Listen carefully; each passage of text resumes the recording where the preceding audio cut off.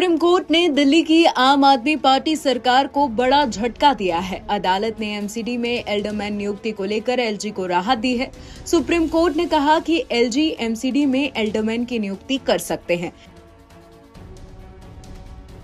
दिल्ली सरकार ने उपराज्यपाल के फैसले को चुनौती देते हुए सुप्रीम कोर्ट का दरवाजा खटखटाया। सुप्रीम कोर्ट ने इस मामले में फैसला सुनाते हुए कहा कि राज्यपाल सरकार की सलाह के बिना एमसीडी में एल्डरमैन की नियुक्ति कर सकते हैं। कोर्ट ने कहा 1993 के एक्ट में उपराज्यपाल को यह अधिकार है। इसके लिए दिल्ली सरकार की सलाह की आवश्यकता नहीं है।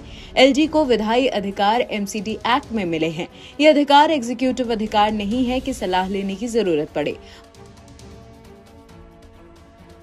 बता दें, इस मामले में सुप्रीम कोर्ट ने 17 मई को फैसला सुरक्षित रख लिया था।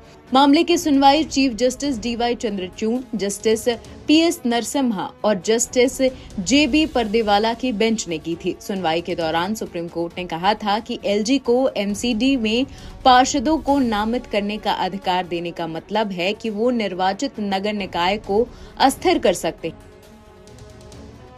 एमसीडी में 250 निर्वाचित और 10 नामित सदस्य हैं। दिल्ली एमसीडी में एल्डरमैन की नियुक्ति को लेकर आम आदमी पार्टी और एलजी के बीच मची खींचतान में आज विराम लग गया है। देश की सर्वोच्च अदालत यानी सुप्रीम कोर्ट ने एलजी के पक्ष में फैसला सुनाते हुए एल्डरमैन की नियुक्ति को सही ठहराया है। सुप्रीम कोर्ट ने कहा कि उपराज्यपाल सरकार की सलाह के बिना एमसीडी में एल्डरमैन की नियुक्ति कर सकते हैं। यह अधिकार एग्जीक्यूटिव अधिकार नहीं है कि सलाह की कोई जरूरत पड़े। अब ऐसे में कई लोगों के मन में सवाल होगा कि एमसीडी में एल्डरमैन कौन होते हैं, कैसे नियुक्त किए जाते हैं। आइए आपको पूरी डिटेल बताते हैं। सबसे पहले सवाल है कि कौन होते हैं एल्डरमैन। इसे समझने के लिए इतिहास के पन्नों को पलटना होगा। एल्डरमैन शब्द की शुरुआत पुरानी अंग्रेजी शब्द एल्डरमैन से हुई है, जिसका मतलब होता है बुजुर्ग आदमी।